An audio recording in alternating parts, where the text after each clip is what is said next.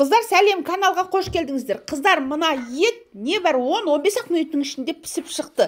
Қазір мен бар ғой, шығыс асханаларының құпияларымен бөлісетін боламын. Қалай мариновать ететіндермен сіздермен бөлісетін боламын. Арнадан алыстамаймыз, иә?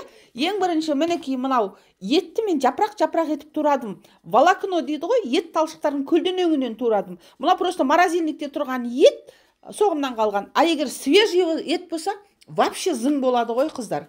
Мінекей, ең алдымен жапырақ етіп турадым. Қазір мінекей мынау маринаттауға керекті нәрселер мынау мінекей. Иә? Қазір бір-бірлеп айтып беретін бол. Мынау уже не? Қосатын қоспалары ғой.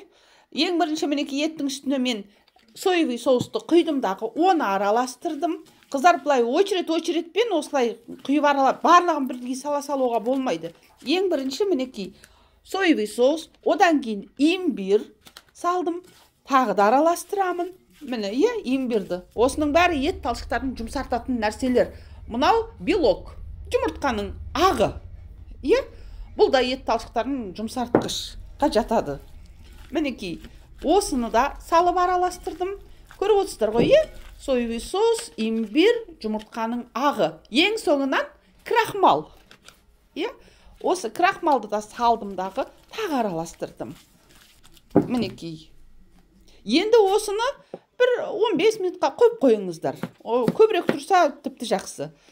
Мінекей енді қиярды турадым, бұл салмасы. Енді өздеріңіз білесіздер не салатындарыңызды. Әлгі кәріс, неме еді әлгі? Капустасы. Корейский капуста қосам дейсіз бе, енді оны өзіңіз білесіз. Мінекей, помидор турадым, чеснок турадым, пиязды турадым. Міне пияз турадым. Енді қатты қысып тұрған майды кішкене көбірек құйдым, қыздар. Біраздан кейін алып қалам жарты майды, білесіздер ғой. Мінекей, енді мына етімді салып едімдағы ет бір-бірінен ажырап, бөлек болғанға дейін, ажырағанға дейін осылай араластырдым. Ары кеткенде бір минут қана қуырдым. Мінекей, өстіп ажырағаннан кейін оны сүзіп аламыз. Бұл етті. Жаңағы етті мен екіге бөліп қуырдым, қыздар. Екіге бөліп қуырдым. Мінекей. Енді екіншісін салдым. Тура солай етті. Ажырағаннан кейін, бір минутта қуырып, ажырағаннан кейін өстіп алдым. Одан кейін ішіндегі майды құйып алдым мен. Содан кейін сол майдан кішкене жартысын қайтадан құйдым табаға. Кішкене ғана, аз ғана құйдым. Одан кейін, мінекей, пиязды салып, сәл-пәл қуырдым. Жаңағы етімді қайтадан салдым. Жаңағы етті қайтадан салып, араластырамын. Мінекей. Қыздар, арнаға жазылып кішкене ғана қорошыны баса етіңіздер, Содан екі сәл-пәл бір рет қуырылғаннан кейін барып қана тұзды салдым мен. Тұзды алдын ала салып қоймаңыздар. Енді бұрыш салдым, қара бұрыш. Осы кезде мінекей қызыл бұрыш салсаңыздар болады, бәрін өздеріңіз білесіздер. Бір қасықтай соевый соус құйдым. Жаңағы қияр мен қызанақ салдым. Сәл-пәл қуырдым. Мінекей, мынау мінекей томат. Енді өздеріңіздің стиліңіз бойынша істей бересіз ғой енді. Мінекей томат салдым.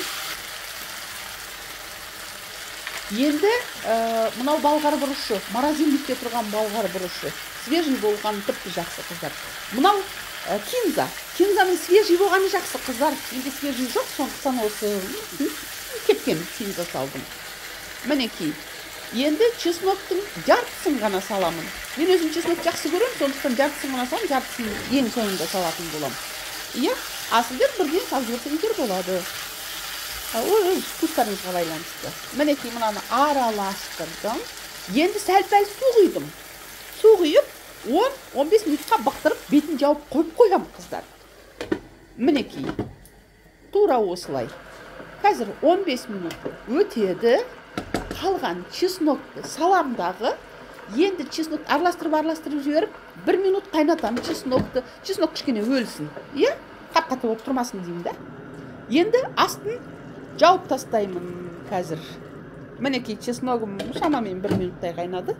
Енді астын жауып тастаймын. Небәрі 15 минут кетті, қыздар. Мінекей күріштің үстіне осы подливымды құямын. Қыздар, керемет, міндетті түрде жасап көріңіздер. 15 минуттың ішінде осылай етіміз пісіп шығады. Бұл шығыс тағамдарының бір ғана құпиясы. Әлі миллиондаған құпиялары бар, қыздар. Қыздар, пока. Кездескенше. Күн жақсы. Аман болыңыздар.